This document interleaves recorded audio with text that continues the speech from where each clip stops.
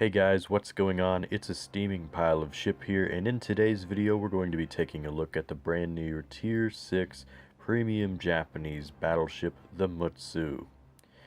Now I apologize if the audio sounds a little different. I've been having a bit of trouble with my computer, so I'm actually plugged a mic into my phone, and hopefully it doesn't sound terrible, but that's what I'm dealing with right now until I can find a permanent solution.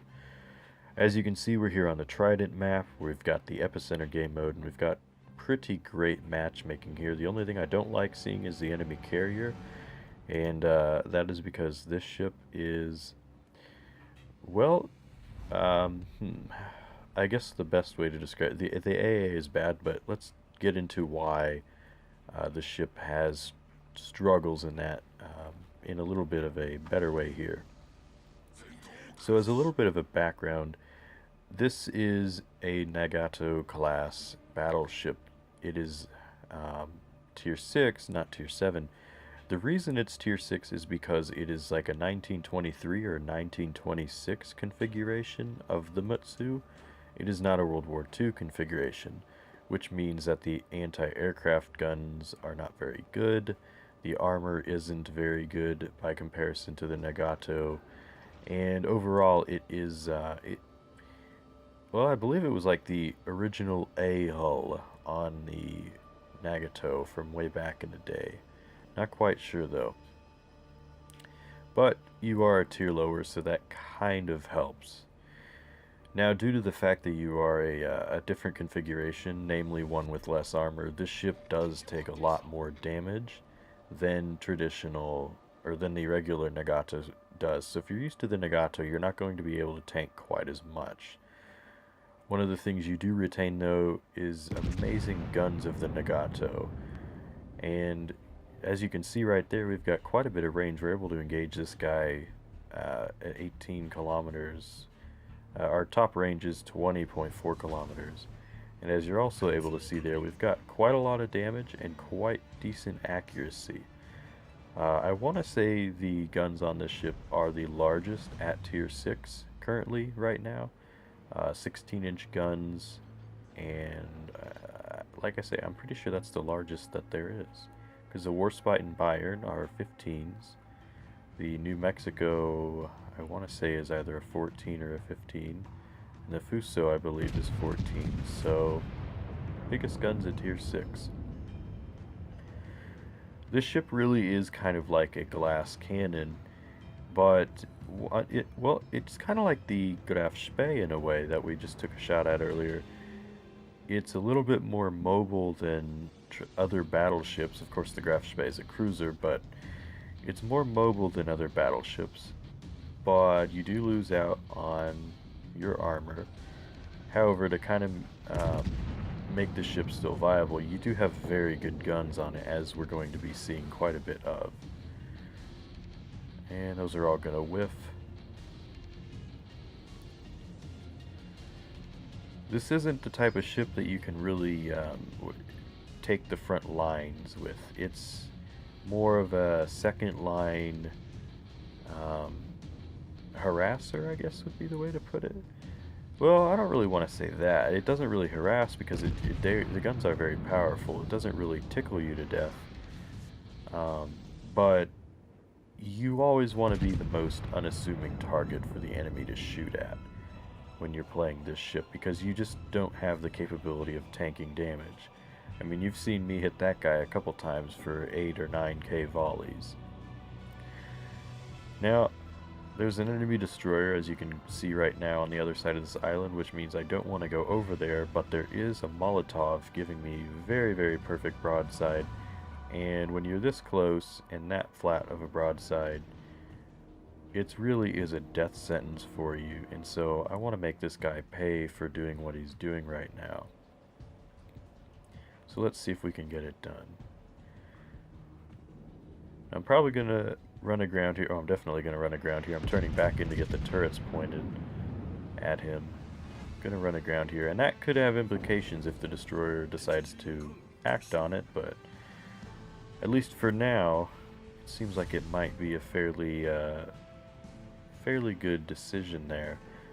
You'll see that the enemy destroyer has launched his torpedoes there, meaning that he needs to get closer and might even be on his reload right now for those torpedoes. Speaking of torpedoes, you do get torpedoes in this ship, but they're not very good.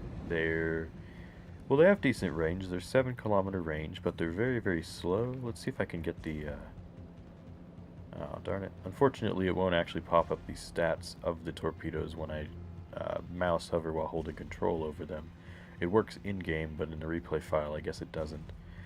But they have, I believe, 7-kilometer range, and they're maybe 55 knots speed, something like that. They're not very fast at all. Taking some shots at the enemy Mutsu.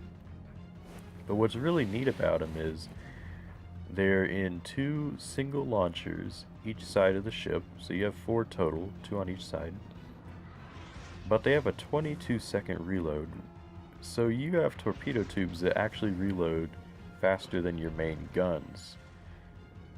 It's kind of, well, it's kind of unique, and it's a bit novelty, really.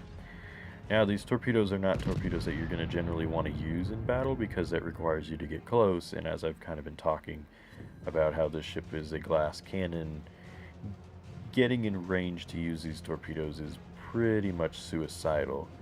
If you were like a Byron with torpedoes, yeah, it'd be a pretty, nice little, it'd be nice to have. But on this ship, and I'm going to fire him around the corner there, try and get that Mutsu if he goes back into him. On this ship, it really is suicidal because you don't have nearly the armor that you need to get close. Shots out on the Graf Spee, and we'll hit him in a citadel to kill him. And that's really nice. Enemy Farragut pops up right in front of us, so we're immediately going to start turning to the side. He probably launched torpedoes, and so, yep, there they go. And we're going to eat the one on the nose. And as I mentioned, this thing is, a 1920s configuration, so even if I had taken that shot on the belt, like you would want to if you were in a battleship, that probably still would have done flooding damage. It still would have induced flooding, I guess would be the way to put it. Now we're in a world of trouble right here. Watch where our health starts at in the beginning of this engagement here, because it's important when we get out of here for you to see just how much damage this ship does take. Taking shots at the Byron with the rear turrets, and that was just the rear turrets, and we did 9,000, which is pretty nice. We're going to get the front ones going now. Let's see. There's a 3K volley. We're burning in 2 spots, but I can't put it out, which is kind of unfortunate because I previously put out the flooding from the Farragut torpedoes there. So we're just going to have to burn for a little bit. The Byron has started to angle, which means he's probably going to have to be fighting his turret traverse. It looks like he is. So we're going to start turning so we can try to avoid these enemy torpedo bombers that might be going for us right here. Putting the fire out. We're taking a risk here, but I think that the fighters there have the torpedo bombers under control. And it looks like we are going to be fine because he scattered the accuracy of the torpedoes, so they're going to miss. We're able to dodge them. But you'll look at our health right there. Now, we did get caught on fire in 2 locations, but that's still quite a bit of health that we lost in a fairly short engagement that really wasn't terribly... it wasn't a hugely intense... Ooh, replay bug there with the clipping. Sorry about that. But it wasn't very intense. If I were that Byron in the position that I'm in with the Mutsu, that guy would be dead, assuming he didn't land his torps. And that is something you definitely need to keep in mind with this ship, is that it is still a fairly squishy ship, even though it is a battleship. We need to get out of here because that guy is probably going to start targeting us, and he's got the hit points and armor advantage, so let's get out of here. It is worth mentioning that I believe the Mutsu's guns, since they are 16 inches, can overmatch. I want to say they can overmatch every battleship at tier 6 through the bow, so you can pen through their armor. You're not going to bounce off through the bow as much, which is really nice. So it almost evens the playing field a little bit. Yeah, they can pen you, but you can also pen them back, so it's kind of nice. Speaking of pen, those were just 5 regular penetration shell hits, and we did 16,000 damage, so that's pretty crazy right there.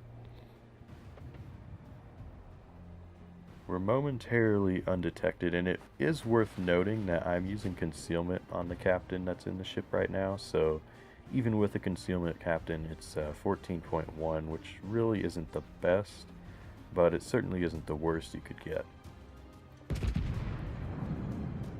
New Mexico wasn't quite as broadside as I'd liked, but I saw him starting to turn back in, so I fired, and you saw that even though he was turning back in, we still got 9k done to him with that volley, and that was a pretty steep angle. Most battleships probably would have bounced off there. So that's something I definitely do need to point out about the guns, is again, just how good they are at racking up the damage. Waiting for him to go broadside again. Come on. And there we go. Shot a little bit too far to the front, I think. 11k right there. No citadels, which is kind of a bummer, especially when you consider how close we are, but you do still have some of the battleship inaccuracy. But this game is getting pretty close to over, and there is one thing I'd love to touch on.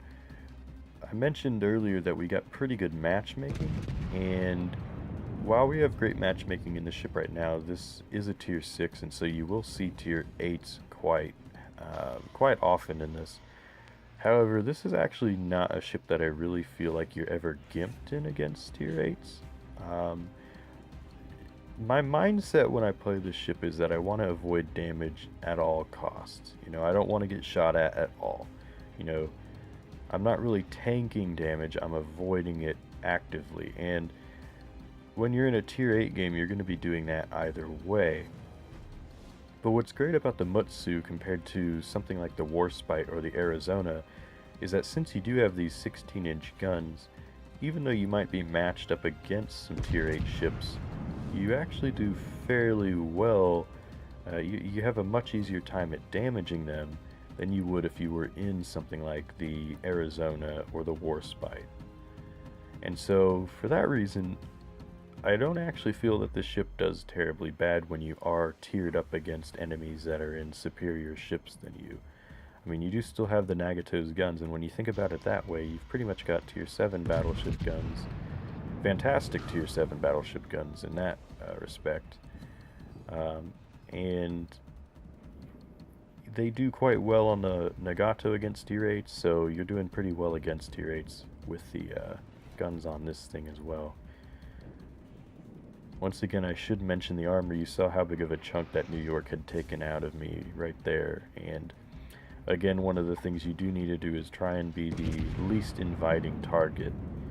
And at this point, the only thing close to him is a destroyer, so he wants to get me killed because, well, I'm a battleship, I'm easier to hit. I'll give him more points. But we've captured the middle area, or all areas of the epicenter, and now there's just an enemy carrier. And instead of showing you the end of this game, because it's a ways off, I'm just going to go ahead and skip to the end, because quite frankly, I don't ever catch up to him. I end up running aground because I went AFK. I had to go do something, so we'll go ahead and skip on to the next part of the video. So not a bad result at all for a ship that a lot of people have been kind of hating on, and well, for lack of better words, they've pretty much been mad it's not the World War II configuration. 182,000 damage, 3 destroyed ships. We got the Dreadnought, a devastating strike for killing that Molotov, High Caliber, and the Confederate, which is nice. We were top of the team with 2,171 experience, not bad for tier 6. We tanked 74,000 damage. I feel like that should be a bigger number, but I don't know, maybe I'm just been playing too much tier 10 lately and think that looks small for some reason. I don't know. And finally, since this is a premium ship, in total we got 373,000 credits and 6,500 ship experience with a little over 325, or exactly 1 over 325 free experience. So now let's go on to the build. So here we are back in port, ready to go over the build. We'll go ahead and start off with the consumables. In this ship, you need definitely the damage control party and the repair party to be the premium versions. As much damage as you take in this thing, you need these to help mitigate that. You can only get a spotter plane in here, and I don't really feel the need to use it very much. I mean, your range is really great. You can do the little trick to shoot into smoke easier, but to me, I think the spotting aircraft one is fine. Upgrade wise, you want main armaments mod 1 to keep your turrets in action, especially because they don't have quite the turret armor that the Nagato has, so you saw me lose or have a few of them become disabled, so yeah, get that. Second, you want the aiming systems mod 1. This is really helpful in increasing your accuracy on these main guns, because they are your bread and butter, so making sure that they hit more often is very important. Realistically, in the third slot, there's no other choice other than damage control system mod 1, so take that. And finally, in the fourth slot, I run steering gears mod 2 because, quite frankly, as weak of a torpedo belt as this thing is, and as weak as armor as it is, it's a lot better to be able to wiggle, to be able to sort of dodge torpedoes and then get those rear turrets ready to fire, take the shot, and then move back into a decent angle just a little bit quicker. So having that rudder shift is really nice. In terms of captain, don't actually pay attention to what I have here, but I'll go over what I probably would run on this thing. I would run preventative maintenance on here, and then I would, after that, go for expert marksman. Following that, superintendent, and then concealment would be the fourth row pick here. You'll notice I've got like demolitions expert, and I've actually got priority target on here right now. That's because this is my Zhao captain, so I've just been training him up since there's a nice little an op right now, or mission, or whatever they call it, to get some captain XP with the Mutsu. After those, I would definitely go for adrenaline rush, as I do have here, and probably after that I would probably go for vigilance after that, or basics of survivability. Realistically though, I think you'd rather be able to not eat a torpedo than repair fires and torpedo, or flooding, so I'd go for vigilance. And then maybe you want to go for fire prevention. Again though, this is probably the type of ship you're going to put on like the Yamato or whatever, and it's not going to benefit as much from like a secondary build because the secondaries are trash, but it is a premium ship. You could probably get away with it and you do pretty fine. You're at tier 6, so But anyways, what would I recommend, or would I recommend the ship, I guess, is probably the big question here. And I think the answer is, I would recommend the ship to skilled players who know how to position themselves to avoid taking damage. This is a ship that really, you can be punished heavily if you don't know what you're doing in it. And so new players should probably stay away from it. However, if you've been playing the game for a while, you want something other than the Ishizuchi or the Mikasa, go ahead and pick this up. You'll probably be surprised by how nice of a ship it is when you do get used to having less armor than you would want. These guns are really powerful and they're very enjoyable. You saw me just delete that Molotov, and I've deleted a couple cruisers in other games, and it really is a good ship for doing that. You've got such high alpha damage that the guns really do make up for a lot of the shortcomings of the ship and keep it fairly enjoyable to play. Otherwise though, if you're not looking for a battleship, or if you want something that plays a little more like a battleship, I probably would hold off on this. Again, new players wouldn't necessarily recommend, but if you've been looking for something other than the Mikasa or the Ichizushi, and you've been playing the game for a decent amount of time, yeah, maybe you would want to go for this thing. Anyways, I hope you guys have enjoyed my Mutsu review. If you liked the video, go ahead and leave a thumbs up and tell me what it is you enjoyed. If you didn't like the video, similarly give me a thumbs down and tell me in a comment what it was you didn't like. Again, I apologize, the mic, or my mic that I've been using hasn't been working properly. The settings in the computer, I've switched them and it sounds the exact same. I've got to go mess with something bigger than that, I think. But so I apologize if there is any audio quality problems here. I'm going to try and get those fixed as soon as possible. But anyways, that's it for today, so I will see you next time.